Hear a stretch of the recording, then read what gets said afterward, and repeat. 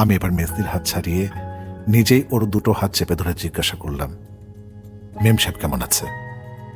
মেম সাহেবের নাম শুনে মেজদি আর থাকতে পারলেন না, আবার আমাকে দুহাত দিয়ে বুকের মধ্যে জড়িয়ে ধরে হাউ হাউ করে কাঁদতে লাগলেন।